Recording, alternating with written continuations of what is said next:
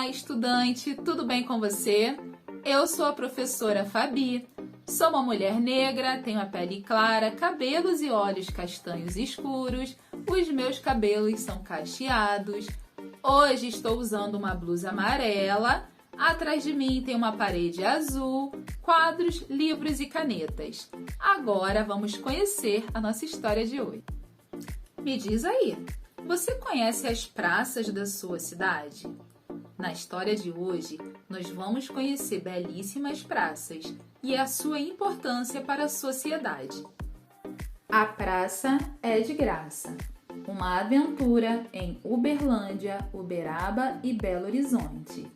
Livro de Sandra Aimone, Fundação Educar. Julinho entrou todo afobado na classe. Sabiam? Eu ouvi umas mulheres dizerem que a praça aqui na frente da escola vai virar estacionamento. Deve ser verdade, opinou uma colega. Faz tempo que o jardim já virou mato e até lixo estão jogando lá. Eu não quero que isso aconteça, disse Carolina. Quando eu era pequena, minha mãe sempre me trazia para brincar no parquinho. Será que vão tirar as árvores e os bancos? Alarmou-se Serginho. Lá tem uma sombra tão gostosa. Que bom! Exclamou tia Sônia entrando na sala. As crianças arregalaram os olhos. Que bom que a praça vai acabar? Perguntou Luciana. Não, riu a professora. Que bom que vocês estão falando sobre isso, porque vamos visitar várias praças no nosso próximo estudo do meio. Tia Sônia contou que iam conhecer duas cidades do Triângulo Mineiro, Uberlândia e Uberaba, e ainda passariam por Belo Horizonte. Vamos ver lugares bacanas, disse ela, mas quero que vocês prestem atenção principalmente nas praças. Vamos pensar, afinal, para que existem as praças? As crianças deram várias respostas. Para a cidade ficar bonita, para as pessoas passearem, para ter árvores que produzem oxigênio, para ter shows ao ar livre, para ter comícios em época de eleição. Todas as respostas estavam certas, mas muitos quiseram saber por que algumas praças estavam tão abandonadas. Acho que as praças vão acabar, disse Serginho. Hoje em dia, meus amigos preferem ir ao shopping center. Você está certo, respondeu a professora.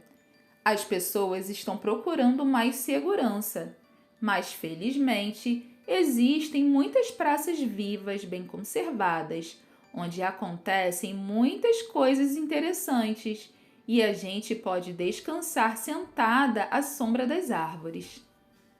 Durante a viagem, a tia explicou. As 3 cidades que vamos conhecer têm uma coisa em comum. Foram lugares por onde passaram os bandeirantes que vinham de São Paulo, procurando ouro. Por aqui passou o famoso Bartolomeu Bueno da Silva, apelidado de Anhanguera pelos índios. O que quer dizer Anhanguera? Perguntou Carolina. É uma espécie de demônio em que os índios acreditavam. Conta a lenda que o apelido surgiu porque Bartolomeu viu que as índias da região usavam enfeites de ouro. Ele então quis saber de onde tiravam essa riqueza. Os índios não quiseram dizer. Daí o bandeirante fingiu que tinha poderes mágicos. Colocou fogo em álcool dizendo que era água. Os índios acreditaram? Duvidou Julinho. Sim, nunca tinham visto álcool. Pensaram que ele iria queimar os rios e lagos e todos morreriam de sede. Contaram onde estava o ouro e colocaram nele este apelido. Isso não foi nada bonito, censurou Luciana. Em Uberlândia, o primeiro lugar onde o grupo parou foi a Praça Sérgio Pacheco. Por sorte, chegaram bem no dia em que estava acontecendo o projeto Arte na Praça. Tinha apresentações de grupos de música e dança e um montão de gente assistindo. Isso é um exemplo de praça que está bem viva, explicou tia Sônia. Uma vez por mês acontece aqui este projeto. Tem shows de música, teatro, dança, artistas da região e outros de fora são convidados. Eu acho muito legal ouvir música em um lugar cheio de plantas e árvores, disse Serginho. Fica tudo tão animado e colorido. Depois de curtirem o show, a professora disse que iria conhecer o Museu Municipal, que ficava em outra praça, conhecida como Praça do Coreto. Ali havia objetos que contavam como era a vida das pessoas de antigamente.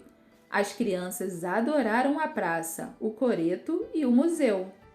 O que gostei mais de tudo foi o gramofone todo florido, disse Luciana. Gramofone é como se chamam os toca-discos dos tempos antigos. Em Uberaba, as crianças tiveram uma surpresa. Foram visitar um lugar chamado Peirópolis. Nesse lugar foram encontrados esqueletos de dinossauros que viveram há 80 milhões de anos. Além do museu, conheceram um parque que tem estátuas de dinossauros em tamanho natural. Muito bacana! O museu tinha ossos de animais que não existem mais e painéis explicativos sobre a evolução da vida. Julinho ficou tentando decorar o nome científico de um crocodilo pré-histórico de pernas compridas, chamado Uberabassuchus terrificus. Ainda em Uberaba, conheceram outra praça interessante chamada Rui Barbosa. Ela existe desde 1837. Este é um exemplo de praça que resistiu ao tempo, disse tia Sônia. No começo era quase um bosque, cheio de vegetação e com um chafariz no meio. Infelizmente, anos depois, transformaram esse lugar em estacionamento. Todo verde se foi. Que triste, comoveu-se Carolina. Ainda bem que colocaram plantas de novo. Sim, ela foi arborizada novamente e renasceu. Naquele dia, a classe da tia Sônia ainda conheceu a feira de artesanato da Praça Jorge Frange. Chegando a Belo Horizonte, as crianças foram conhecer um dos lugares mais queridos do povo da cidade, a Praça da Liberdade. Tia Sônia diz: essa praça é linda, bem cuidada e rodeada de prédios maravilhosos. Ela também é muito antiga. Muitos eventos culturais acontecem por aqui. Tem coreto, fontes luminosas e pista para caminhada. Seus jardins foram inspirados nos de um palácio francês chamado Palácio de Versalhes. Serginho, Julinho, Carolina e Luciana adoraram um conjunto de estátuas de bronze que pareciam 4 homens de verdade conversando calmamente na praça. Tia Sônia explicou que eram imagens de escritores famosos nascidos em Minas Gerais: Fernando Sabino, Otto Lara Rezende, Paulo Mendes Campos e Hélio Pellegrino. Depois foram ao Parque das Mangabeiras, a maior área verde de Belo Horizonte. O parque fica na Serra do Curral e lá em cima existe um mirante com uma vista incrível. Na volta para casa, todos comentaram com animação tudo o que tinham visto. Carolina disse: na escola, a gente fala tanto sobre diversidade e eu descobri que a praça é o lugar onde os diferentes se encontram. Gente de todos os tipos, raças, nacionalidades. E ir à praça não custa nada, é de graça, disse Julinho. Mas alguém se lembra da praça em frente à escola? É a nossa praça. Ela também podia ser assim. Todos ficaram pensativos. Tia Sônia então falou: Surpresa! A escola fez um pedido à prefeitura e nós conseguimos. A praça vai ser recuperada, vai ganhar jardins, calçadas novas e até um chafariz. Eba! Gritaram todos. E logo veio a ideia de fazer um show de inauguração, pois Serginho tocava violão, Carolina cantava e os outros colegas tinham até uma banda de rock. Luciana compôs uma música especialmente para o dia do show e dizia assim: Hoje estou muito contente e por isso vim cantar. Minha praça está tão linda, é aqui que eu quero estar. Por todo lado tem plantas e lugar para passear. Daqui vejo o céu azul, à sombra vou descansar. Na praça encontro os amigos para conversar e brincar de bola, patins e pique. Quero sempre aqui voltar. Uma cidade sem praças fica sem verde beleza. Fica triste, pois perdeu as cores da natureza. Numa cidade sem praças, todos perdem um lugar onde podem ser, estar, ler, conviver e cantar. Quantas praças bonitas e interessantes vimos nessa história, não foi? Elas ficam em Minas Gerais.